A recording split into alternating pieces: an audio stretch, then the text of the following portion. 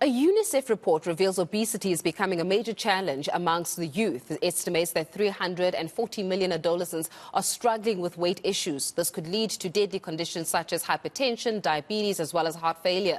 The Healthy Living Alliance is calling on the youth to shield themselves against dangerous food. Let's find out more from the Alliance's Nzama Mbalati, who joins us this morning. Nzama, thank you so much for your time and a very good morning to you. You know, you and I are having a conversation off air regarding obesity and how sometimes, whilst we're trying to be inclusive of different kinds of bodies, but what we're not speaking about is that sometimes being politically correct, we don't start addressing the real issues around hypertension, around the impact of obesity and where we're sitting in the South African status. Give us and paint us a picture of where and how are we looking as a South African context.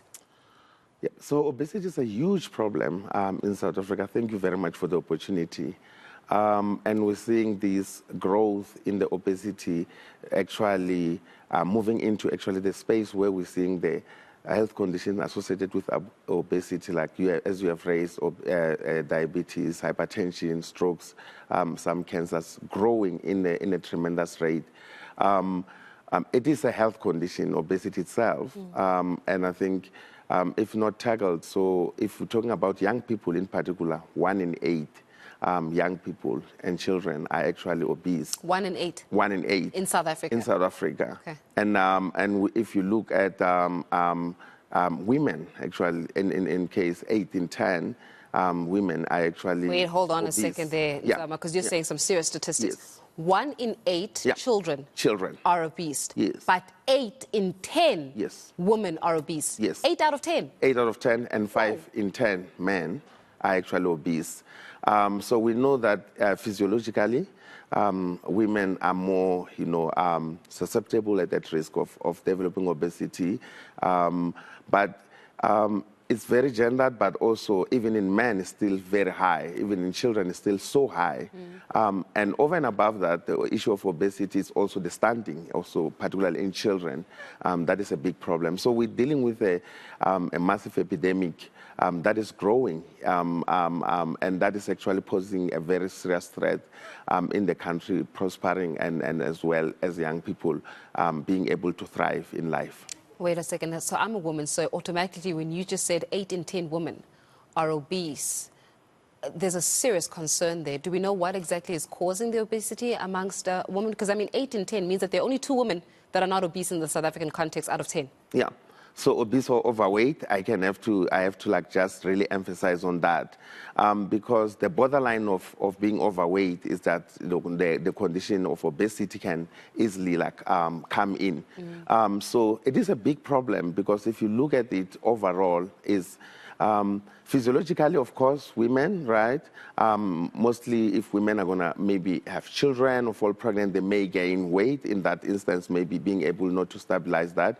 But in terms of the lifestyle, we know that women are actually caregivers, right?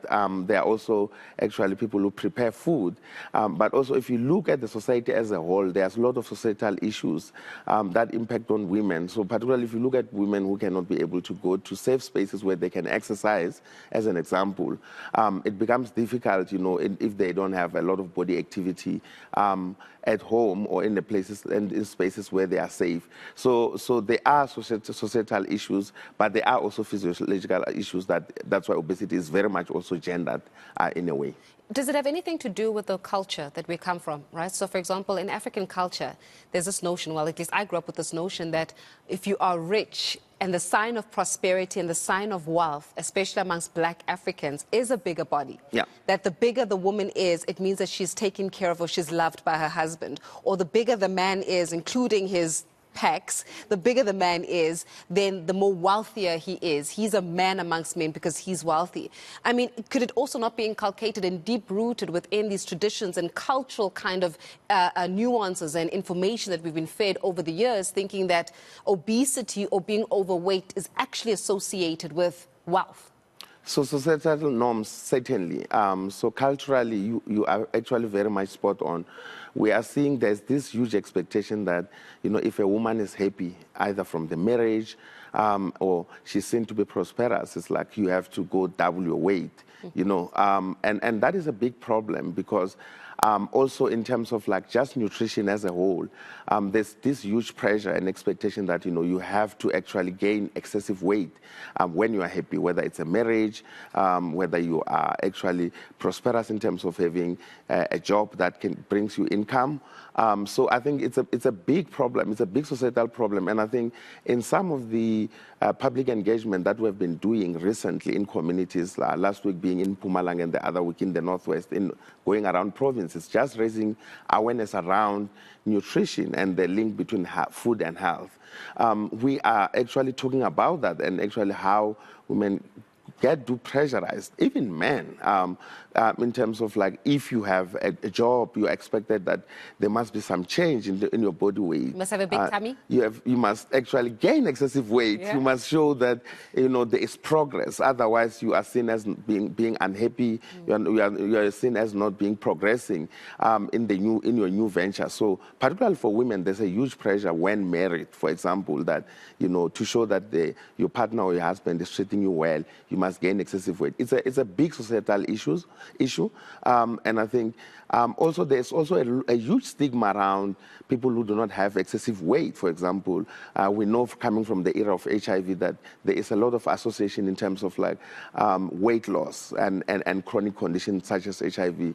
So that kind of stigma that has actually grown among society that, you know, if people maybe even intentionally, you know, want to like drop down a little bit on their weight, is seen as like being ill, as part of being of ill health.